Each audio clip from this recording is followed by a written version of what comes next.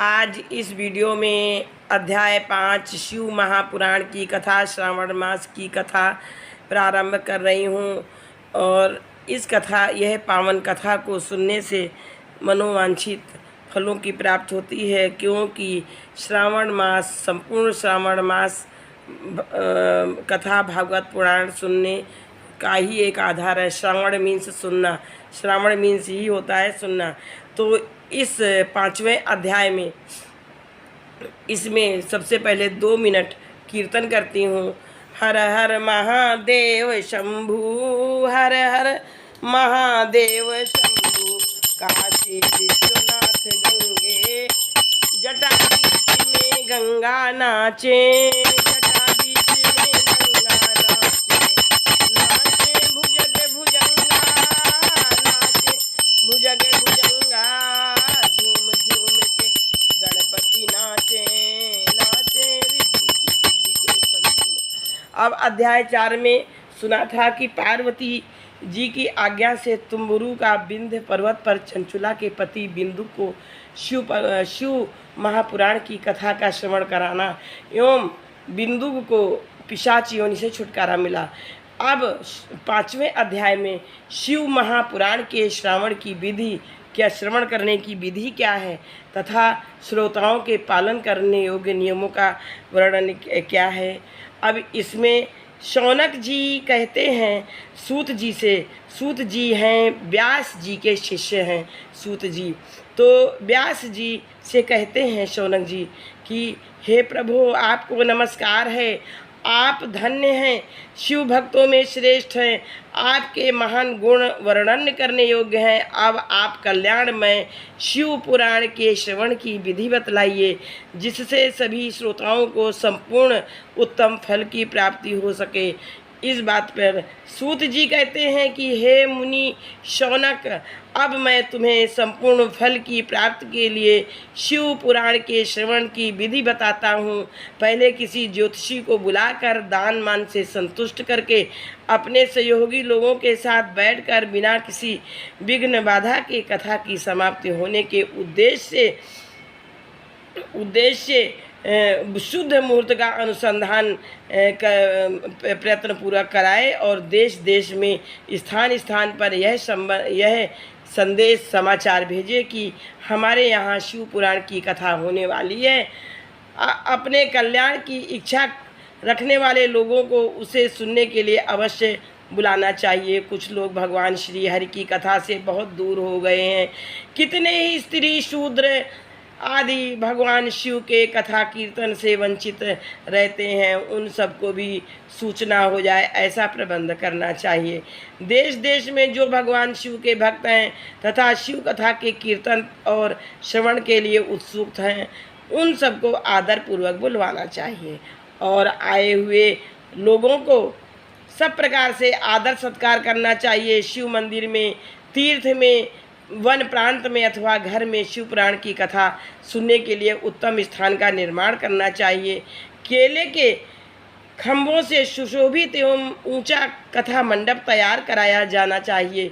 उसे सब ओर फल पुष्प आदि से तथा सुंदर चंदोवे से अलंकित करें और चारों ओर ध्वजा पताका लगाकर अनेक प्रकार के सामानों से सजाकर सुंदर शोभायमान बना दें। भगवान शिव के प्रति सब प्रकार से उत्तम भक्ति करनी चाहिए, वही सब तरह से आनंद का विधान करने वाली है।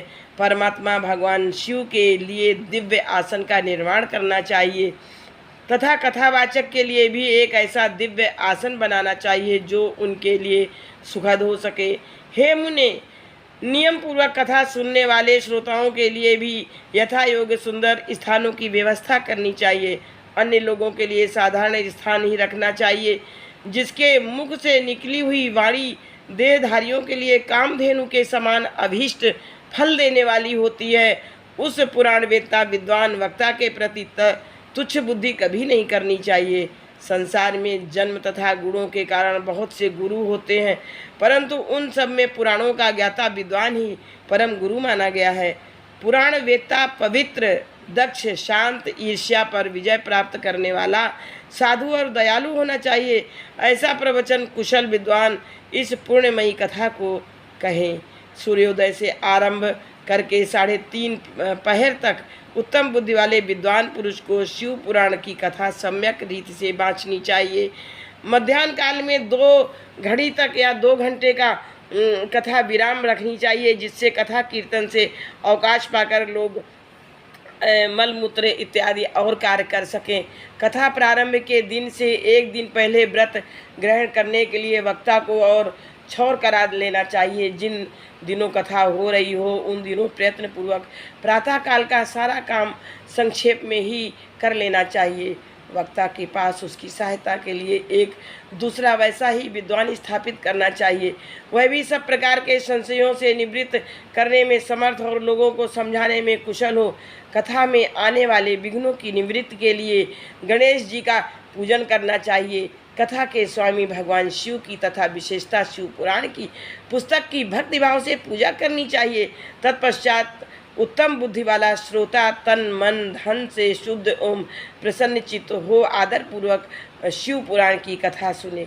जो वक्ता और श्रोता अनेक प्रकार के कर्मों में भटक रहे हों, काम आदि 6 प्रकार से युक्त हों, स्त्री में आसक्ति रखते हों और पाखंड पूर्ण बातें कहते हों, वे पुण्य के भागी नहीं होते हैं। जो लौकिक चिंता तथा धन ग्रह एवं पुत्र आदि की चिंता को छोड़कर कथा में मन लगाए रहते हैं, उन शुद्ध बुद्धि पुरुषों को उत्तम फल की प्राप्ति होती है।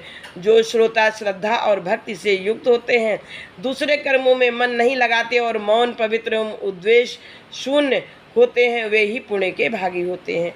सूत जी कहते हैं, हे शौनक, अब शिव पुराण सुनने का व्रत लेने वाले पुरुष के लिए जो नियम है उन्हें भक्ति पूर्वक सुनो। नियम पूर्वक इस श्रेष्ठ कथा को सुनने से बिना किसी विघ्न बाधा के उत्तम फल की प्राप्ति होती है। जो लोग दीक्षा से रहित हैं उनको कथा श्रवण में अधिकार नहीं है, अतः उन्हें कथा सुनने की इच्छा वाले सब लोगों को पहले वक्ता से दीक्षा ग्रहण करनी चाहिए। जो लोग नियम से कथा सुने उनको ब्रह्मचर्य में रहना, भूमि पर सोना, पत्तल में खाना और प्रतिदिन कथा समाप्त होने पर ही अन्न ग्रहण करना चाहिए। जिसमें शक्ति हो वह पुराण की समाप्ति तक उपवास करके शुद्धता पूर्वक भक्तिभाव से उत्तम शिव पुराण को सुने। इस कथा का व्रत लेने वाले पुरुष को प्रतिदिन एक ही बार हविष्यान्न भोजन करना चाहिए। जिस प्रकार से कथा श्रवण का नियम सुखपूर्वक सद सके वैसे ही करना चाहिए। गरिष्ठ अन्न, दाल, जला अन्न, सेम, मसूर, भाव दूषित तथा बासी अन्न को खाकर कथाव्रती पुरुष कभी कथा को न सुने। जिसने कथा का व्रत ले रखा हो वह पुरुष प्याज, लहसुन, हींग, गाजर, मादक वस्तुआ तथा आमिष कही जाने वाली वस्तुओं का त्याग दे। कथा का व्रत लेने वाला पुरुष काम क्रोध, लोभ, मोह, मद, मत्सर इत्यादि 6 विकारों को, ब्राह्मणों की निंदा को तथा पतिव्रता और साधु संतों की निंदा को भी नहीं करना चाहिए। कथाव्रती पुरुष प्रतिदिन सत्य, शौच, दया, मौन, सरलता, विनय तथा हार्दिक उदारता इन सद्गुणों को सदा अपनाए रहे। श्रोता निष्काम हो या सकाम वह नियम पूर्वक कथा सुने। सकाम पुरुष अपनी अभीष्ट कामनाओं को प्राप्त करता है और निष्काम पुरुष मोक्ष प्राप्त कर लेता है।